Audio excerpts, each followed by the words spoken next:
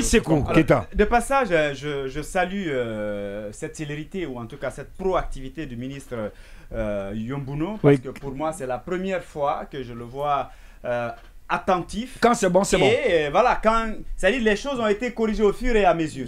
Il y a eu un premier communiqué, il y a eu des critiques, avec une certaine célérité. Oui, ça a été rectifié. Oui, c'est un tâtonnement, mais disons qu'au moins c'est intervenu. En tout cas, c'est fait. Il ne s'est pas entêté. Oui. Alors que ceux qui ont été mis à la porte de façon injuste, jusque-là, il n'a pas pu régler ça. Mais s'il a pris la peine, c'est-à-dire dès qu'il y a un communiqué, on fait des critiques, il change. Et cette situation aujourd'hui, ça fait la une des réseaux sociaux. Là également, il vient de rectifier. Je pense que c'est vraiment bon.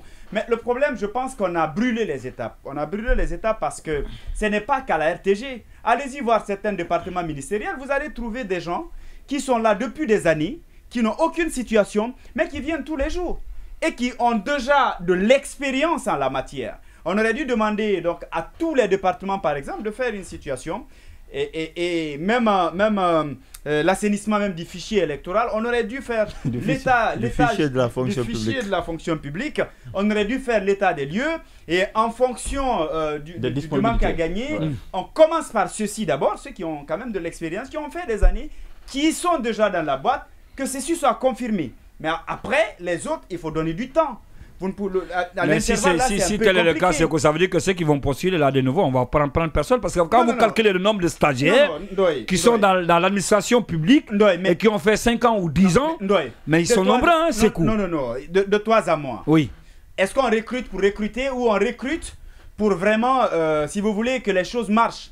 Si vous avez des gens qui ont de l'expérience, qui ont injustement été maintenus pendant plus de 20 ans dans un département ou une direction, je pense que à ce stade-là, il faut les prendre. Il faudrait vraiment, il faut régulariser leur situation. C'est de cela qu'il s'agit. Mais je me rappelle en 2008, ça a été le cas. Hein, quand Lansana Conté a dit qu'il ne voulait plus entendre parler de stagiaires, de contractuels, tout le monde a été engagé. Justement, c'est important. À l'époque, c'est Amadou Diallo qui était ministre de la fonction publique. C'est important. Dans le gouvernement de l'âge du consensus dirigé par Lansana Kouyaté. Il faut donner du temps. C'est-à-dire, il faut donner du temps pour que chacun puisse, pour que les gens puissent avoir les mêmes chances. Vous avez vu par exemple la queue aujourd'hui pour avoir ces documents. Heureusement, on a rectifié cela. Ça veut dire que les gens sont nombreux à vouloir ce test. Donc il faut donner la chance à tout le monde en laissant un peu de temps pour que les choses se mettent en place tranquillement et derrière qu'il y ait un concours sérieux. Moi, j'ai vraiment envie de voir comment tout ça va se passer. Mais de passage, je pense que les enseignants contractuels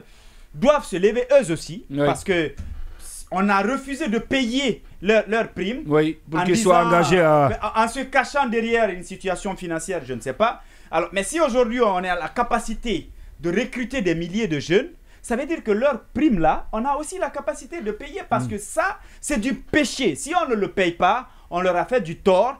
Et aujourd'hui, avec tout ce qui est en train de se passer, ça a été du chantage. Mais bien sûr, soit c'est du tape à l'œil, on ne veut pas recruter, on fait un semblant de truc comme ça s'est passé en 2019, ou tout au moins, on a la capacité, on a la volonté, mais on a juste voulu les brimer. C'est leur argent. Si on ne paye pas, même s'ils disent aujourd'hui qu'ils pardonnent, c'est un péché qui va hanter tous ceux qui ont été à l'initiative de cette décision-là. Ce n'est pas normal. Je pense qu'aujourd'hui, on doit revoir calmement cette situation. C'est quoi, révolté là pour ce cas-ci. Il y a une chose aussi qu'il faut jamais oublier. Rapidement, c'est un test.